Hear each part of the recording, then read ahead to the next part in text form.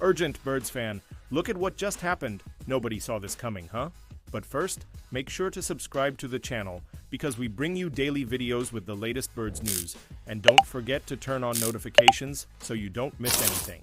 Eagles, pre-NFL draft top 30 visits tracker. Philly's plan seems obvious. Here's a running tally of potential targets that have stopped by for pre-draft visits. Change is life's only constant. While you didn't necessarily need football, or the Philadelphia Eagles to teach you that when that thought crossed our minds this morning, they were honestly the first thing we thought of. Here's what's funny. Even if the change is expected, it can still catch you off guard. Just think about the past few weeks. We all knew Darius Slay, Milton Williams, and Josh Sweat would leave and find homes elsewhere. We knew Brandon Graham would retire, but look at us. All of this still seems weird, right? So yes, change is constant, and our Birds are changing constantly. New guys have already been added via free agency, and the same will happen once we reach the NFL draft. Eagles top 30 visits tracker. If nothing changes, the Philadelphia Eagles will walk into Green Bay for the 2025 NFL draft armed with 8 picks. All of those picks are between rounds 15. Each selection meeting is important, but the Birds want to nail this one as they have done the past few. They've already been meeting with prospects. We'll list them here once their sit-downs with Philly have been confirmed. As usual, the Birds are looking for trench warriors. Most of their early visits were scheduled with a few. Write these names on your imaginary draft boards and commit them to memory. Marcus Embo, Purdue Boilermakers. The Eagles love linemen who are versatile, and Marcus Embo is all of that and then some. He started 18 games at right tackle and 14 games at right guard. His best fit for the pro level is seemingly to move inside, but we'll see. He is currently projected to be a day 2 pick, possibly in round 3. His visit was announced via his story on Instagram. Josh Conerly Jr., Oregon Ducks. The scouting report states Josh Conerly only allowed 2 sacks during 28 starts. At Oregon, he stonewalled the top defensive player in this draft, Abdul Carter, during a head-to-head matchup. He also went viral for being bulldozed by Marshall edge rusher Mike Green, so naturally, questions were asked about his anchor.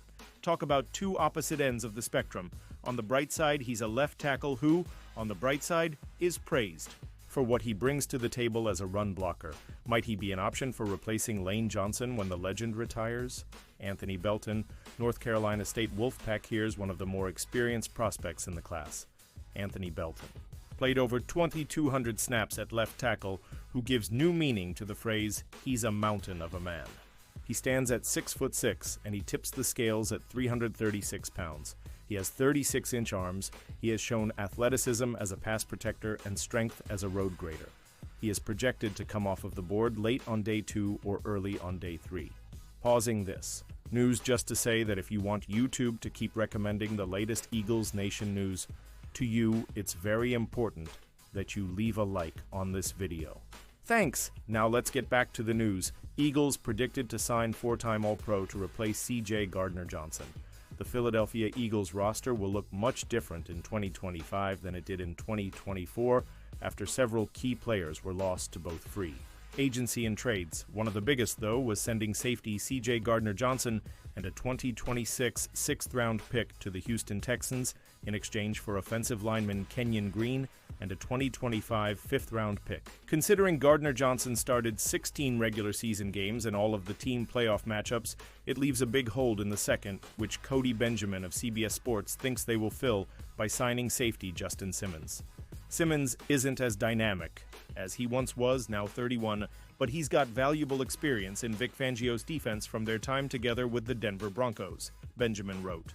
His already expressed interest in going to Philly. Simmons is coming off a good season with the Atlanta Falcons, being targeted 37 times while only allowing 22 receptions, 229 yards, 3 touchdowns, and an 81.9 passer rating, while also logging 2 interceptions and 7 pass deflections.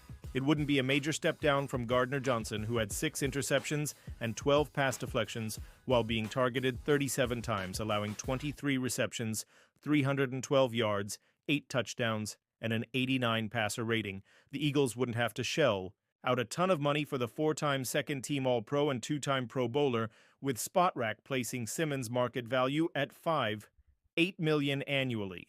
Eagles' $51 million signing that received ESPN's top A grade. They may not be marquee names, but the Philadelphia Eagles brought in a running back while also securing a defender in free agency. However, the Eagles' best deal may have been the $51 million signing that received ESPN's top A grade. The Eagles kept linebacker Zach Bond, giving him a 3-year contract with $34 million in guaranteed money.